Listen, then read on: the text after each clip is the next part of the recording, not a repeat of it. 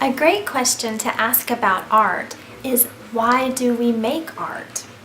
This question is often approached psychologically, focusing on the emotions or offering answers such as, we make art to express our joys or sorrows, or we make art to communicate our feelings about the world. And these answers focus on the therapeutic benefits of art or the personal experiences conveyed by it.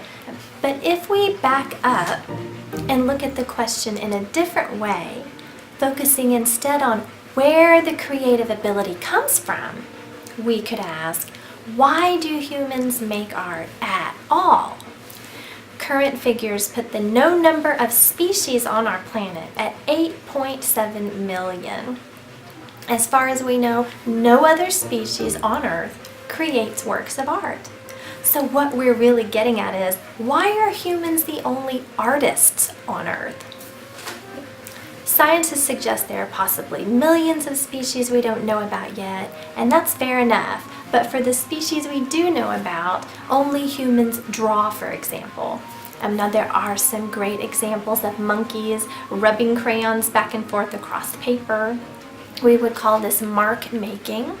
Or perhaps you've seen the videos of trained elephants who've been trained to hold a paintbrush in their trunks and to paint simple pictures repeatedly for the benefit of tourists. And these are remarkable, and when you see what they can accomplish. However, none of these animals are drawing. No other species picks up a pencil and draws unattended, unassisted, or untrained. So why do we? The answers offered for this question are only two. Either we developed the ability to draw over eons of evolutionary progress, or we've been gifted with the ability from a supernatural source. As far as I know, there aren't any other options that have been seriously proposed or seriously defended. Now, the answer that an artist gives to this question will profoundly impact what they preach to you through their work. It's interesting to note that up until the 18th and 19th centuries, art was generally understood to come from a supernatural source.